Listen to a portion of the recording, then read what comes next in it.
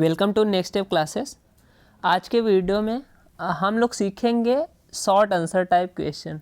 ठीक है, तो ये जो क्वेश्चन है, ये क्वेश्चन श्योर आपके कॉन्सेप्ट को और स्ट्रॉन्ग करेगा, और अगर हम लोगों की किस्मत सही रही तो ये क्वेश्चन डायरेक्ट एग्ज़ाम में भी मिल सकता है।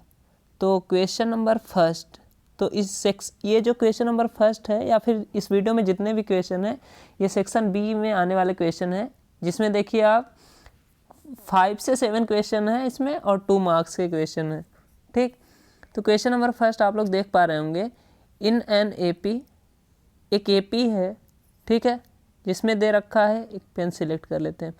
ठीक है, एपी है वो कुछ इस प्रकार है कि an इक्वल टू 4n+5। ठीक, ये है, इसका क्या निकालना, find the common difference. Common difference इसका हम लोगों को क्या करना है, कैलकुलेट करना है। तो बेसिकली हम लोग क्या पढ़े थे, कॉमन डिफरेंस क्या होता था, कॉमन डिफरेंस होता था d is equal to second term minus first term. अगले वाले टर्म में से पिछले वाले टर्म को सब्ट्रैक्ट कर देते थे, तो हम लोगों का क्या आ जाता था, कॉमन डिफरेंस। तो उसके लिए हम लोगों को टर्म पहले कैलकुलेट करना पड़ेगा। तो देखिए ए पी दे रखा है, an इक्वल टू 4n+5। ठीक है, ये जनरल फॉर्म में दिया है। तो जब हम लोग a1 फर्स्ट टर्म निकालेंगे तो क्या करेंगे, हम लोग करेंगे क्या कि n की जगह क्या पुट कर देंगे, 1। ठीक, n की जगह 1 पुट कर देंगे। जब n की जगह 1 पुट करेंगे तो 4 1 ज़ा 4, इधर 4 1 ज़ा 4 प्लस 5, जब ऐड करेंगे तो फर्स्ट टर्म आ जाएगा 9। सिमिलरली a की जगह हम लोग क्या करेंगे, पुट 2, तो हम लोगों का क्या निकल जाएगा, a2 कितना आ गया, a2 आ जाएगा 4 × 2 + 5, तो कितना आ जाएगा 13। आगे चलते हैं, a3 पुट करेंगे। अब क्या करेंगे, n की जगह पुट करेंगे 3, तो हम लोगों का क्या निकल आएगा, a3, वो कितना आ जाएगा, 4 3 = 12 + 5 कितना आ जाएगा, 17। अब क्योंकि हम लोग जैसे अभी सीखे हैं कि कॉमन डिफरेंस क्या होता है, second term minus first term, तो यहाँ से 13 - 9 करेंगे तो कितना आ जाएगा अपना कॉमन डिफरेंस, 4। ठीक है, ये 2 नंबर का क्वेश्चन था, हो गया। ठीक, आगे चलते हैं, इसी का और करके दिया है। ठीक है, क्वेश्चन क्या है, after finding the zeros of the quadratic polynomial. ठीक है, अब को क्वाड्रेटिक पॉलिनोमियल क्या है, 6x² - 13x + 6। ठीक, हमें क्या करना है, इसका जीरो कैलकुलेट करने के बाद verify the relation between zero and it's coefficient. पहले तो इसका जीरोज निकालना है। अच्छा, एक बात आप क्लियर कर लीजिए, जब भी आप उससे क्या पूछे, जीरोज ऑफ पॉलिनोमियल, ठीक, क्या, जीरोज ऑफ पॉलिनोमियल, ठीक है, या फिर आपसे पूछे x की वैल्यू, ठीक, ये सब केस में आपको क्या निकालना है, सॉल्व करके x की वैल्यू निकालना है हमें। तो जब यहाँ पे आप देख पा रहे होंगे, हमारा पॉलिनोमियल क्या है, 6x² - 13x + 6। तो इसको हम लोग क्या करते हैं, मिडिल टर्म स्प्लिट मेथड से x की वैल्यू कैलकुलेट कर लेते हैं, वही अपना जीरोज हो जाएगा। उसी को हम लोग रूट भी बोलते हैं। ठीक, तो हम लोग जीरोज जब कैलकुलेट करते हैं तो हम लोग क्या करते हैं, px जो पॉलिनोमियल होता है उसको 0 के बराबर कर देते हैं। ठीक है, जब हम लोग इसको 0 के बराबर किए तो क्या इक्वेशन अपना बन गया, 6x² - 13x + 6। ठीक है, आगे क्या करेंगे, आगे हम लोग मिडिल टर्म स्प्लिट वाला मेथड लगाएंगे। उसके बाद उसमें होता क्या है, देखिए, सबसे पहले ये जो x² का कोएफिशिएंट है उसको बोलते हैं a। यहाँ पे क्या है, 6 को c के साथ मल्टीप्लाई करेंगे। c क्या होता है, कांस्टेंट, कांस्टेंट भी कितना है, 6 है। जब दोनों चीज़ मल्टीप्लाई होगा 6 × 6, तो 6 × 6 कितना हो जाएगा अपने पास, 36। ठीक, अब क्या करेंगे, देखिए, अब कोई ऐसा दो फैक्टर ढूंढना होगा जिनके मल्टीप्लाई करने पे 36, क्योंकि यहाँ प्लस का साइन है, तो प्लस करने पे कितना आना चाहिए, माइनस का 13। तो अपने पास एक दो फैक्टर ऐसे हैं, 9 4 ज़ा 36, 9 और 4 कितना होता है, 13। तो हम लोगों ने 13x को कैसे तोड़ लिया, 9x और प्लस का 4x, माइनस की वजह से दोनों माइनस हो गया। ठीक, उसके बाद जो कॉमन क्या दिख रहा था 3x, यहाँ 3x कॉमन दिख रहा था। कॉमन लेने के बाद अंदर क्या बचा, ब्रैकेट के अंदर बचा 2x माइनस 3। आगे से क्या ले सकते हैं कॉमन, यहाँ से देखिए इन दोनों से हम लोग -2 कॉमन ले सकते हैं। जैसे ही -2 कॉमन लिए तो अंदर क्या बचा 2x माइनस 3। ठीक है, फिर फर्दर हम लोग आगे चलते हैं तो यहाँ पे देखिए 2x माइनस 3 दोनों जगह पे है। 2x माइनस 3 यहाँ भी है, यहाँ भी है। फिर से 2x माइनस 3 जब कॉमन लिए तो दूसरे ब्रैकेट में क्या बचा 3x माइनस 2। तो यहाँ से जब सॉल्व करते हैं x की 2 वैल्यू निकल कर आती है अपने पास। क्या, एक तो आ जाती है 3/2, एक आ जाती है 2/3। इसी को अब x की इन्हीं दोनों वैल्यू को हम लोग क्या बोलते हैं, जीरोज ऑफ पॉलिनोमियल। इसी को अल्फ़ा बीटा भी बोलते हैं। ठीक, इसी को जीरोज ऑफ पॉलिनोमियल भी बोलते हैं, इसी को अल्फ़ा बीटा भी बोलते हैं। ठीक है, तो अल्फ़ा की वैल्यू कितना आ गया है 3/2 और बीटा की वैल्यू कितना आ गया 2/3। अब हम लोग क्या करते हैं, आगे रिलेशन वेरीफाई करते हैं किसके किसके बीच में, ज़ीरोज़ एंड कोफिशिएंट के बीच में।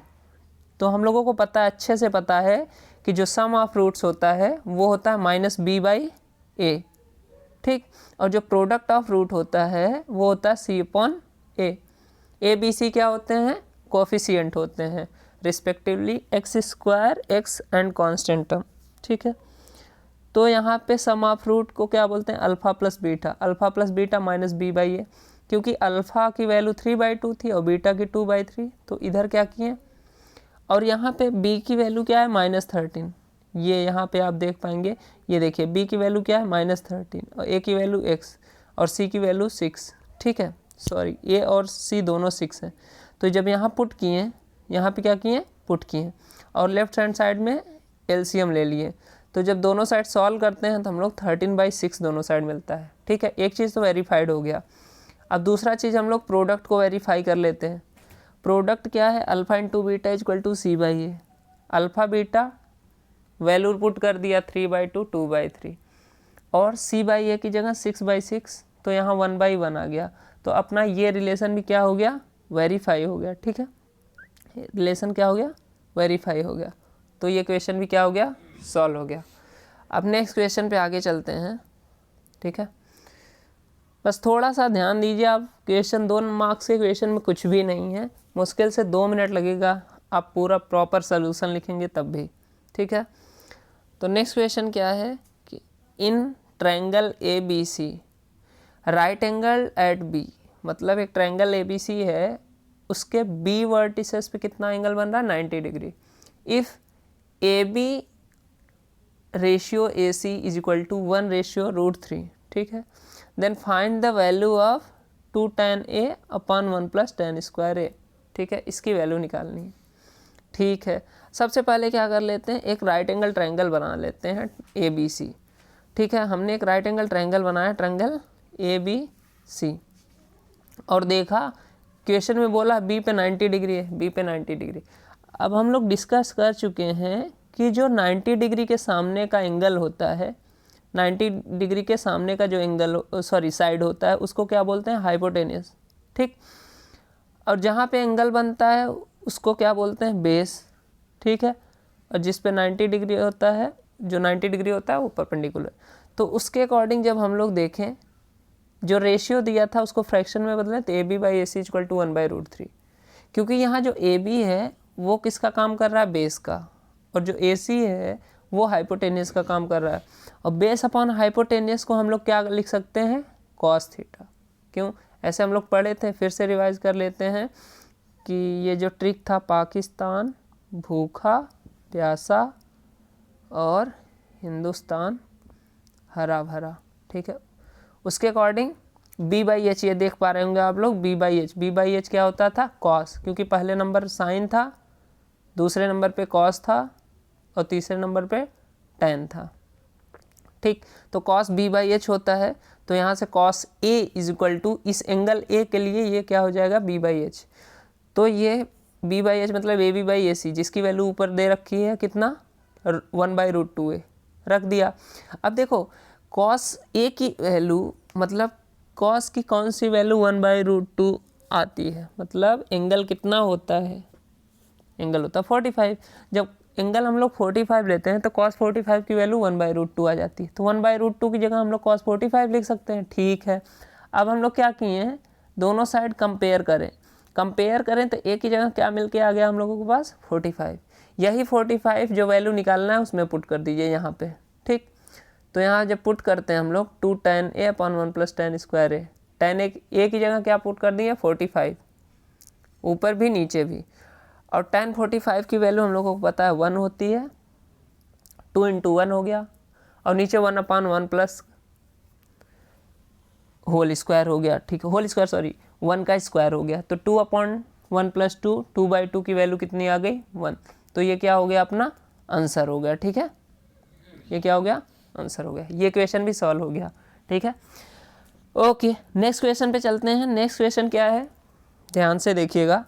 क्वेश्चन है कि इवेल्युएट ग्रेटेस्ट नंबर, वाह, ग्रेटेस्ट नंबर आपसे पूछा है, विच डिवाइड्स 245 एंड 1029। मतलब वो बड़ा सा बड़ा नंबर ढूंढना है जिससे कि हम 245 और 1029 को डिवाइड करें तो रिमाइंडर क्या मिल जाए 5। ठीक है, दोनों केस में रिमाइंडर क्या मिलना चाहिए 5। तो इस केस में देखिए क्या करते हैं स्टूडेंट लोग, वो ग्रेटेस्ट लिखा है तो क्या करते हैं एचसीएफ निकाल देते हैं। ठीक है, लोवेस्ट लिखा है तो क्या एलसीएम निकाल देते हैं, बट ऐसा नहीं करना। ठीक है, अब हम बताने वाले हैं आपको, वही काम हमेशा करना है, कभी भी गलत नहीं होगा। ठीक है, देखिए यहाँ पे दो नंबर हैं, कौन कौन से 245 1029। ठीक, अब बात ध्यान से सुनिएगा, अगर जो गिवन नंबर है, जो दो गिवन नंबर हैं, ठीक, अब जैसे ही उन दोनों नंबर को देख लीजिए, जैसे यहाँ पे 245 और 1029 है, दो नंबर है ना। अब उन दोनों नंबर को देखेंगे, उन दोनों नंबर को डिवाइड करने वाला नंबर चाहिए। ठीक है, तो जिस नंबर से डिवाइड करेंगे वो नंबर इन दोनों नंबर से छोटा होगा। ठीक, तो छोटा कब होता है, फैक्टर में कि मल्टीपल में, ये बताइए। छोटा कौन होता है, फैक्टर या मल्टीपल? फैक्टर हमेशा छोटा या इक्वल होता है। मल्टीपल तो मतलब टेबल समझिए, जैसे 6 का मल्टीपल 6, 12, 18 ये होगा, लेकिन 6 का जो फैक्टर होगा वो होगा 1, 2, 3, 6। तो याद रखिएगा, जब भी गिवन डाटा जो है, जैसे यहाँ 245 1029 है, इससे कम आंसर आने का मतलब पता तो चल ही जाएगा ना, आंसर कम आ रहा है कि ज़्यादा हो रहा है, वो तो अंदाज़ा लग ही जाता है। तो डिवाइड वाला नंबर ढूंढना है, तो इससे नंबर कम ही आएगा, आंसर जो आएगा अपना इससे कम ही आएगा। और कम कम मिलता है फैक्टर में, और फैक्टर किसके फुल फॉर्म में आता है, एचसीएफ के। तो यहाँ पे हम लोगों को क्या निकाल देना, एचसीएफ। और जब आपको लगे आंसर गिवन, जो गिवन दो नंबर हैं, 3 नंबर हैं, उनसे कम आएगा, ठीक है, एचसीएफ में ना, तो यहाँ पे, और जब ज़्यादा आएगा तो समझ लीजिए मल्टीपल, और मल्टीपल किसके फुल फॉर्म में आता है, एलसीएम के। तो याद रखिएगा, जब आंसर ज़्यादा आए, ठीक, तो मल्टीपल निकालना है, जब आंसर कम आए गिवन नंबर से तो एचसीएफ निकालना है। ठीक, तो हम लोगों को क्या करना है, एचसीएफ निकालना है। बट 5 यहाँ रिमाइंडर आ रहा है ना, तो सबसे पहले क्या करना है, रिमाइंडर को सब्ट्रैक्ट कर देना है दोनों में से। जो दोनों नंबर थे 245 और 1029, दोनों में से हमने 5 सब्ट्रैक्ट किया, तो हम लोगों को नया नंबर ये मिल चुका है 240 1024। क्यों सब्ट्रैक्ट किए हैं, क्योंकि रिमाइंडर यही आ रहा है 5। रिमाइंडर आने का मतलब कि ये चीज़ डिवाइड नहीं हो रहा है, जब सब्ट्रैक्ट कर देंगे तो जो गिवन नंबर होगा वो डिवाइड हो जाएगा। तो अब क्या करते हैं, इन दोनों नंबर का हम लोग क्या करते हैं, एचसीएफ निकाल लेते हैं। ठीक है, तो देखिए एचसीएफ लॉन्ग डिवीजन मेथड से निकालते हैं, उसका तरीका भी हम बता दे रहे हैं आपको। इन दोनों नंबर में जो छोटा हो उसको बाहर लिख लीजिए, एज अ डिवाइजर लीजिए, और जो बड़ा हो उसको डिविडेंड लीजिए। ठीक, अब क्या करते हैं, अब इसको सबसे पहले 240 से इसको डिवाइड कर दीजिए, तो 4 टाइम्स जाएगा। 240 जब हम लोग ले जाएंगे तो 4 टाइम्स जाएगा, और यहाँ कितना आ जाएगा 960। सब्ट्रैक्ट करते हैं तो 64 आ जाएगा। अब क्या करिए, फर्दर जो पुराना डिवाइजर था उसको डिविडेंड बना दीजिए यहाँ पे। ठीक, अब फिर उसको डिवाइड करिए, तो हम लोग 3 टाइम्स ले गए तो 192 आया, जब सब्ट्रैक्ट किए तो 48 आया। अब फिर पुराना डिवाइजर कौन था, 64 को यहाँ पे क्या बना लिए हम लोग, डिविडेंड। और फिर नए जो रिमाइंडर आया उसको डिवाइजर बना लिए, फिर डिवाइड किए, 1 टाइम्स गया 16 आ गया। अब फिर पुराना डिवाइजर क्या था 48, उसको क्या बना लेंगे, नया डिविडेंड। ठीक, फिर 16 से डिवाइड की हैं तो कितना आ गया 3। जब कैंसिल आउट, जब रिमाइंडर 0 आ जाए तो जो उस टाइम जो डिवाइज़र होता है वही होता है HCF। तो इस टाइम डिवाइज़र कौन है 16, तो यही आ जाएगा HCF। जब भी रिमाइंडर 0 आगे जाएगा तो उस टाइम का जो रिमाइंडर डिवाइज़र होगा वही HCF हो जाता है। तो HCF क्या हो गया 16। तो हमारा जो ग्रेटेस्ट नंबर होगा जिसकी हम तलाश कर रहे थे वो कितना हो जाएगा 16, यही अपना आंसर हो जाएगा। ठीक है, आगे चलते हैं नेक्स्ट क्वेश्चन में। नेक्स्ट क्वेश्चन क्या दे रखा है, नेक्स्ट क्वेश्चन दिया है कि an ice cream cone has a hemispherical top. ठीक, ये ऐसा कुछ है, देखिए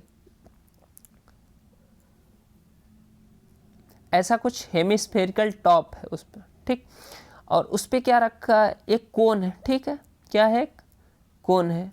यहाँ से एक कोन बना लेते हैं हम लोग। ठीक है, ये है हेमिस्फेरिकल। अब इसके ऊपर क्या रखा हुआ है, ऐसे, ठीक है ना, इसके ऊपर रखा गया हेमिस्फेरिकल पार्ट। ठीक, ये तो ये आइसक्रीम के शेप का बन गया है। इसमें क्या बोल रहा है कि height of conical portion is 9 centimetre. जो कोनिकल पार्ट है उसकी हाइट जो है वो कितनी दे रखी है 9 सेंटीमीटर। ठीक है, वो 9 सेंटीमीटर दे रखी है। एंड रेडियस कितना दे रखा है 2.5 सेंटीमीटर।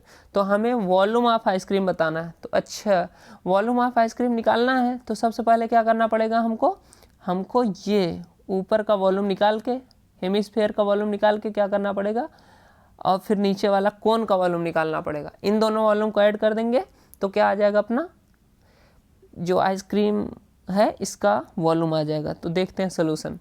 तो रेडियस और हाइट दे रखी है, हाइट कोनिकल पार्ट का दे रखा है। तो कॉन्सेप्ट आप देखिए, यहाँ कॉन्सेप्ट क्या है कि वॉल्यूम ऑफ कोन जो है वो इक्वल है volume of conical part plus volume of hemisphere. ठीक है, तो आइसक्रीम का वॉल्यूम जब भी निकालने चलेंगे हम लोग तो कोन और हेमिस्फीयर का वॉल्यूम निकालना पड़ेगा। ठीक है, अब यहाँ देख पा रहे होंगे आप लोग, जो कोन का वॉल्यूम होता है 1/3 पाई आर स्क्वायर एच होता है, और जो हेमिस्फीयर का वॉल्यूम होता है वो 2/3 पाई आर क्यूब होता है। तो यहाँ पे वैल्यू पुट करना स्टार्ट करते हैं। 1/3 पाई आर की जगह 2.5 का स्क्वायर इंटू एच कितना 9 है, प्लस, ठीक है, एक ब्रैकेट में, दूसरे ब्रैकेट में प्लस 2/3 पाई की जगह पाई और आर की जगह 2.5, क्योंकि दोनों का रेडियस हेमिस्फीयर और कोन का सेम है तो दोनों की जगह 2.5। अब 1/3 पाई इंटू 2.5 का स्क्वायर, ये चीज़ कॉमन दिख रहा था तो यहाँ क्या बचा 9, हमने 9 लिख दिया, प्लस यहाँ क्या बचा 2.5, 2 इंटू 2.5 यहाँ बच गया। अब इसको जब सॉल्व करते हैं तो 1/3 पाई इंटू 2.5 का होल स्क्वायर बाहर था, 2 इंटू 2.5 5 हो जाएगा, 5 + 9 कितना हो जाएगा 14। ठीक है, अब हम लोग क्या करते हैं, जब इसको यहाँ पे सॉल्व करते हैं वैल्यू पुट करने के बाद, तो मल्टीप्लाई करने के बाद हम लोगों का आंसर आ जाता है 91.67, क्योंकि डायमेंशन 7 सेंटीमीटर में थी तो वॉल्यूम का जो डायमेंशन आएगा वो सेंटीमीटर क्यूब आ जाएगा, और आंसर अपना क्या आ जाएगा 91.67 सेंटीमीटर क्यूब। ठीक है, समझ में आ गया होगा। अब देखिए, समझ में ना आए तो कमेंट बॉक्स में आप बता सकते हैं, हम आपको क्या करेंगे, आपके अकॉर्डिंग सॉल्यूशन भेजेंगे। ठीक है, नेक्स्ट क्वेश्चन।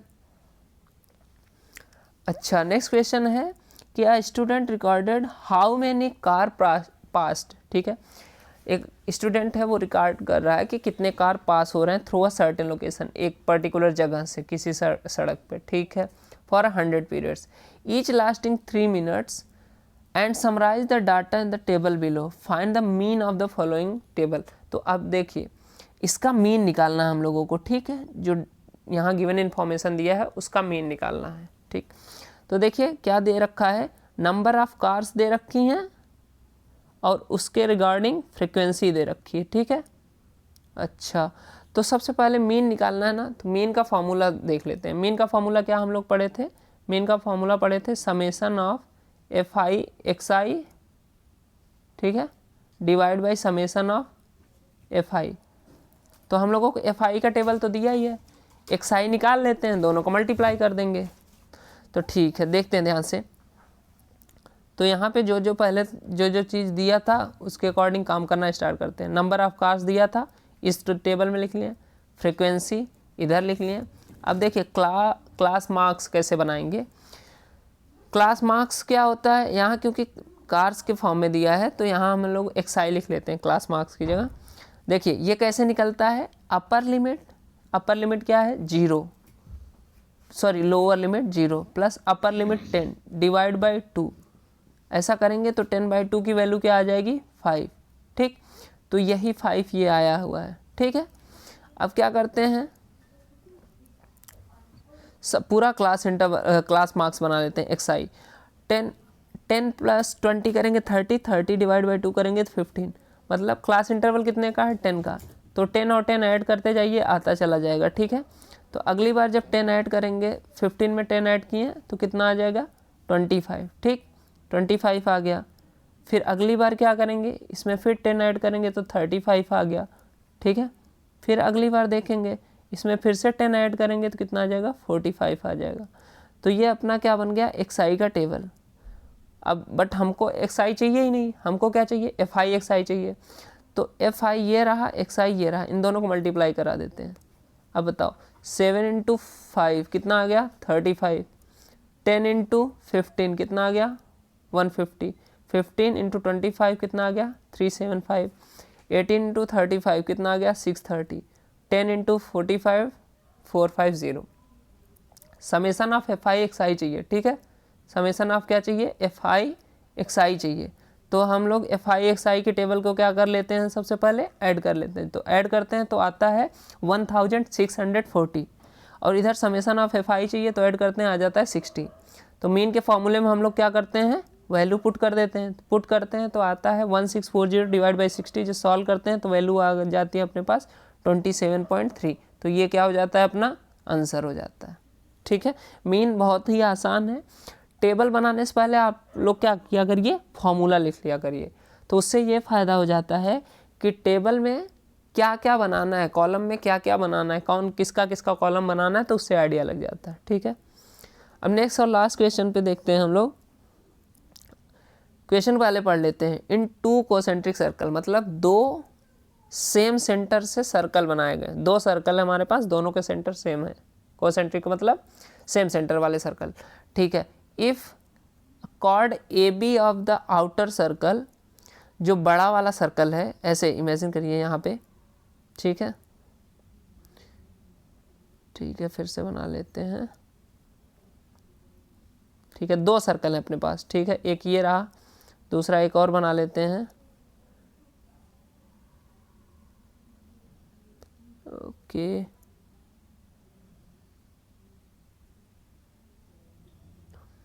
ठीक है, तो यहाँ इरेजर से इसको इरेज कर दीजिए पहले। तो यहाँ एक दूसरा सर्कल बना लेते हैं। ठीक है, ये रहा 2 सर्कल। ठीक है, अब यहाँ क्या बोल रहा है कि जो chord A B of the outer circle, जो आउटर सर्कल का कॉर्ड है। ठीक है, तो यहाँ हम लोग क्या करते हैं, कॉर्ड बना लेते हैं ए बी। ठीक, ये जो कॉर्ड है आउटर सर्कल का, ठीक है, वो किसका काम कर रहा है, वो इनर सर्कल के लिए टेंजेंट का काम कर रहा है। Is a tangent to a inner circle. देखिए इसीलिए हमने क्या किया, इसको टच करके बनाया है। ठीक है, ठीक है ना, जो बाहर वाला सर्कल उसके लिए जो कॉर्ड है छोटे अंदर वाले सर्कल के लिए टेंजेंट का काम कर रहा है, उसका नाम हम लोगों ने पी दे दिया। ठीक, फिर इधर से क्या किया, सेंटर से ये मिला लिया। ठीक, तो इसका सेंटर ओ ले लिया। ठीक, अब क्या बोल रहा है कि then prove that P is the mid point on A B. ये प्रूव करना है कि जो पी है वो मिड पॉइंट है। तो मिड पॉइंट होगा तो जो पी ए होगा वो इज इक्वल टू होगा पी बी के। ठीक है, यही हम लोगों को दिखाना है। तो क्या करना है, सबसे पहले जैसे थियरम प्रूव किए थे वैसे हम लोग यहाँ पे सारी गिवन डाटा, प्रूव दैट और कंस्ट्रक्शन की ज़रूरत पड़ेगी तो वो कर लेंगे। ठीक, यहाँ पे गिवन क्या है, 2 कॉन्सेंट्रिक सर्कल दिया है। ए बी कॉर्ड है बाहर के लिए, बाहर वाले सर्कल के लिए, और ए बी टेंजेंट है इनर वाले सर्कल के लिए। प्रूफ क्या करना है कि P is a mid point of A B. इसका मतलब P A equal to P B. Construction क्या करते हैं, ये जो डॉट से बना है ओ से बी को ज्वाइन कर दो और ओ से ए को ज्वाइन कर दो। ये हमने क्या किया कंस्ट्रक्शन में। अब देखिए प्रूव करना है हमको ना कि P A is equal to P B. तो ध्यान दीजिए, इस वाले ट्रायंगल में एक बार और इस वाले ट्रायंगल को, इन दोनों ट्रायंगल को ले लीजिए और इन दोनों ट्रायंगल को क्या प्रूव कर लीजिए, कॉन्ग्रेंस। तो चलो ट्रायंगल ओ पी ए और ओ पी बी ले लेते हैं। ठीक, तो सबसे पहले ओ ए ओ बी के बराबर होगा। क्यों?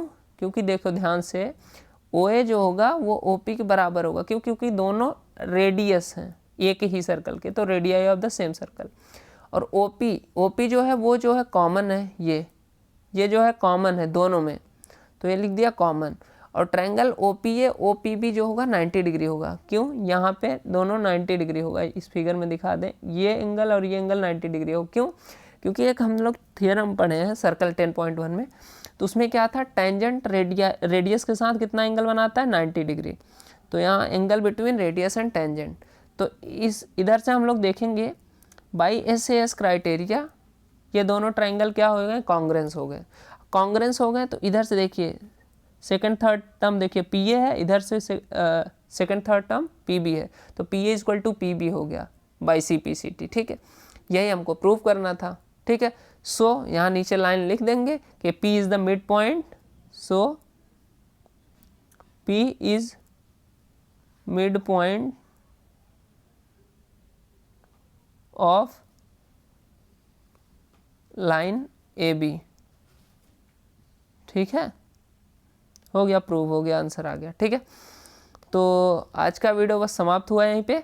आई होप कि आपके कुछ काम का वीडियो रहा होगा, और प्लीज़ अगर आपको अच्छा लगा होगा तो वीडियो को लाइक करिएगा और चैनल को सब्सक्राइब करिएगा प्लीज़। ठीक है, और कोई डाउट हो तो आप बिल्कुल कमेंट बॉक्स में डालिए, हम लोग क्या करेंगे, उसका नया वीडियो आपके अकॉर्डिंग लेके आएंगे। ठीक है, थैंक यू। हो गया, और कुछ तो था नहीं इसमें।